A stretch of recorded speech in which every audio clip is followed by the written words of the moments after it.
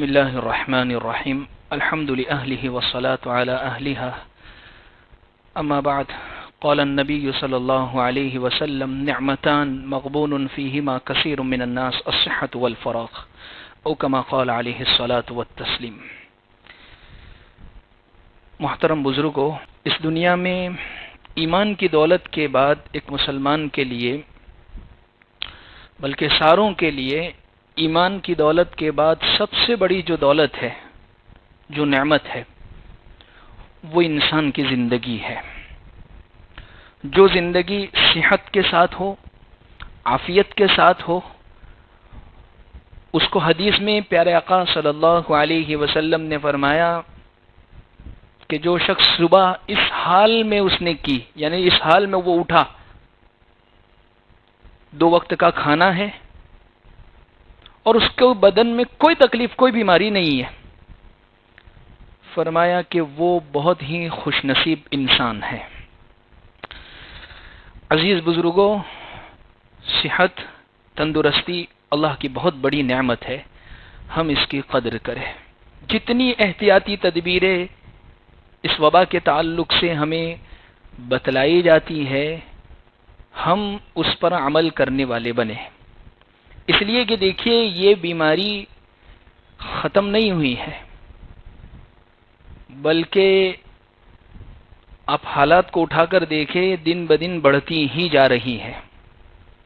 ہندوستان کے اندر کیا ہوا کہ جب ابتدائی دور تھا، ابتدائی زمانہ تھا، تو اس وقت لاک ڈاؤن کیا گیا، سوشل مینٹین کیا گیا اور بہت ساری چیزیں کی گئی، لیکن جیسے جیسے وقت گزرا تو اب سب سے بڑا مسئلہ جو حکومت کے سامنے تھا وہ تھا معاشی بدحالی،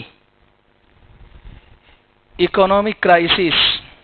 اس کی وجہ سے لاک ڈاؤن کو آہستہ آہستہ کھولا گیا ہے کہ کہیں ملک بد سے بدتر حالات میں نہ چلے جاوے۔ تو الغرض عزیز بزرگوں، اب احتیاط جو ہے وہ سارا کے سارا ہمیں خود اپنے طور پر کرنا ہے۔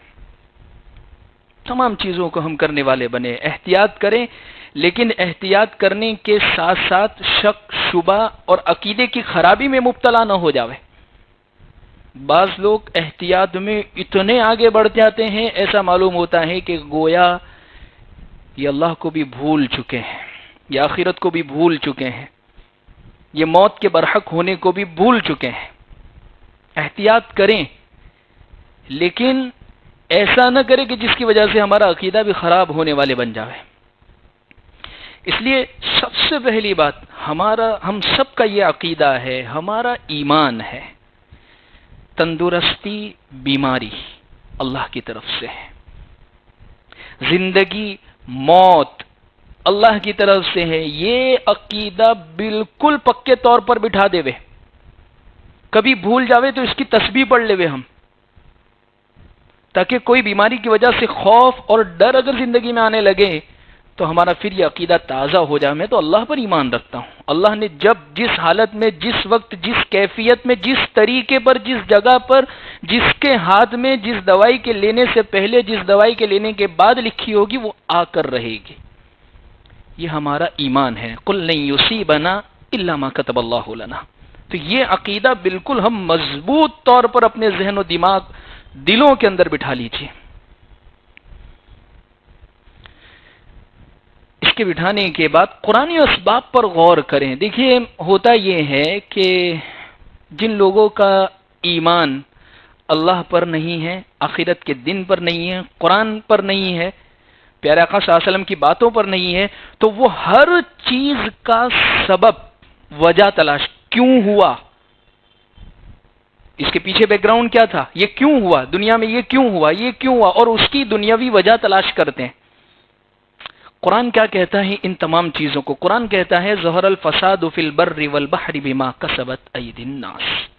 قرآن بہت آسان لفظوں میں کہتا ہے یہ انسان جو ہے بڑا سرکش ہو گیا تھا، تو اللہ نے ایک بہت بڑی قیامت جو اس کے سامنے آنے والی ہے، یہ چھوٹی قیامت کے ذریعے اس کو ہلا کے سمجھایا، سمجھ تو تھوڑی فکر کر، اللہ نے اس کو جھنجھوڑ کر رکھ دیا ہے۔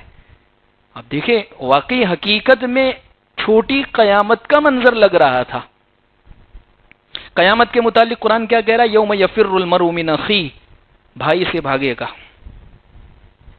وامہ وابیہ، ماں باپ سے بھاگے گا، وصاحبتہ وبنیہ، بیوی اور بیٹوں سے بھاگے گا، اولاد سے بھاگے گا۔ دنیاوی حالات، دنیا ہی نہیں بلکہ ملک کے حالات کو اٹھا کر دیکھ لیجئے، بہت سارے جن کے ماں باپ، جن کی اولاد، جن کے بھائی بہن جو کسی دوسری جگہ سے سفر کر کے آ رہے ہیں، وہ رشتہ دار کہہ رہے ہیں ہم ان کو لینے کے لیے تیار نہیں، آپ کسی دوسری جگہ چلے جائیں۔ جن کے انتقال ہو گئے وہ ان کی باڈی لینے کو تیار نہیں، آپ جو چاہیں ان کے ساتھ کر لیجئے۔ اللہ بیان کر رہے ہیں قرآن میں ایک بہت بڑی قیامت آئے گی، اس میں بھی ایسا ہی ہوگا کہ ایک دوسرے رشتہ دار سے بھاگیں گے۔ اس سے پہلے اللہ نے ہمیں سمجھایا۔ اس لیے دنیاوی حالات جو آتے ہیں، ایک مومن جو ہوتا ہے ایمان والا، وہ ہر برائی، ہر بے خیر، ہر شر والی چیز میں سے بھی اچھا پہلو نکال لیتا ہے، اس میں سے سبق نکال لیتا ہے کہ میرے لیے اس میں سبق کیا ہے، میرے لیے اس میں عبرت کیا ہے، میں اس سے کیا نصیحت حاصل کرنے والا بنوں۔ ایک مومن کا کام یہ ہوتا ہے۔ تو الغرض عزیز بزرگوں، ان واقعات کے آنے سے اللہ تبارک و تعالی نے ہمیں بڑی قیامت کے لیے تیار کیا ہے۔ اگر اب بھی ہم غفلت سے نہ جاگیں تو شاید پھر کون سا دن ہوگا ہمارے لیے کہ ہم غفلت سے پھر جاگیں گے، کہ ایسے حالات تو شاید ہمارے آباء و اجداد نے نہیں دیکھے ہوں گے۔ دوسری بات یہ ہے کہ دیکھیے قرآن کی ایک آیت ہے، اللہ فرماتے ان مع العسر یسرا، میں نے گزشتہ جمعہ میں بھی پڑھی تھی کہ تنگی اور تکلیف کے بعد آسانی ہے۔ تنگی اور تکلیف، وہ تنگی اور پریشانی کے زمانے میں جو چیزیں انسان کے ساتھ پیش آئی ہو اس کو وہ یاد رکھ کے سبق حاصل کر کے آسانی کے زمانے میں بھی پھر اس کے مطابق چلنے والا بنے۔ انسان کو اللہ نے اس کی اوقات یاد دلا دی۔ اس زمانے میں جو ہل کے پانی کا گلاس نہیں پی رہے تھے، جن کے ارد گرد گھروں میں کام کرنے والے نوکر ہیں، ایسے حالات، کام کرنے والے کو منع کر دیا کوئی گھر مت آنا، بھی سب اپنے گھر رہو، چھٹیاں۔ کیوں؟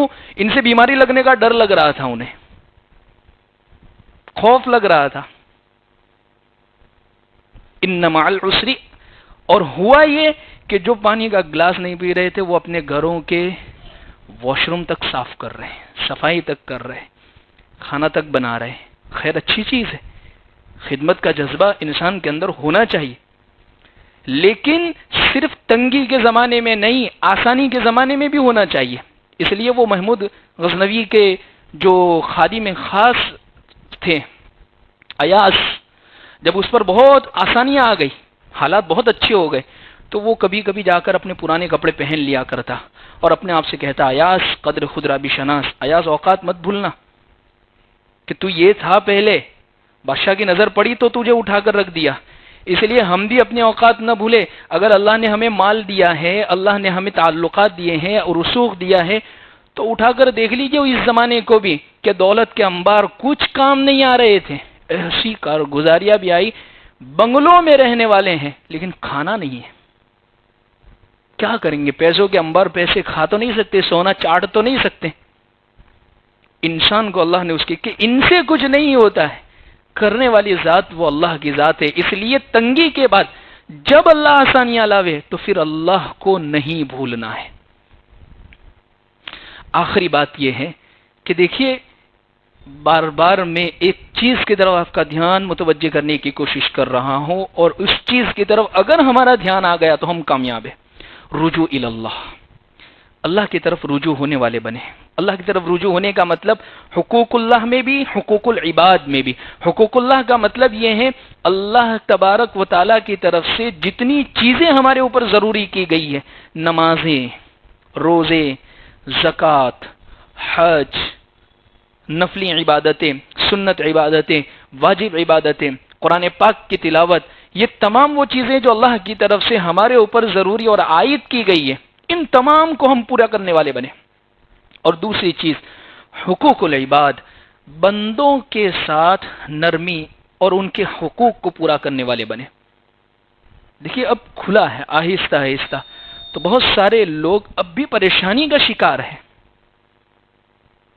روزانہ کما کر کھانے والے یا اسی طریقے سے میڈیم درجے سے تعلق رکھنے والے وہ اب بھی پریشانی کا شکار ہے. اللہ نے اگر مال دیا ہے تو ان کی ضرور بھی ضرور خدمات کرے.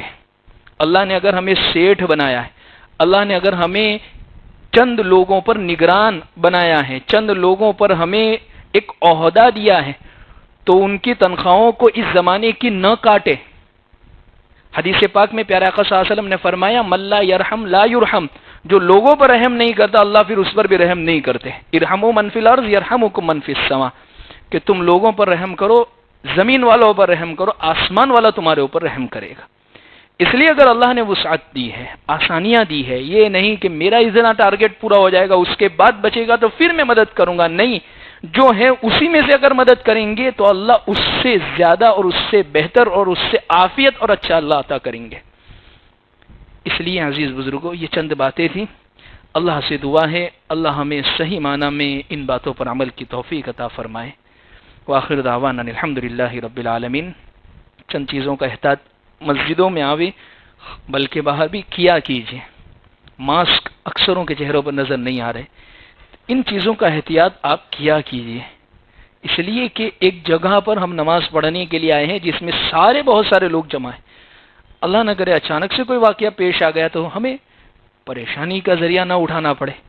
تو اس لیے ان چیزوں کو احتیاط برتا کیجیے. یہ ہمارے فائدے کے لیے ہیں، ہمارے اپنے اچھے کے لیے ہیں.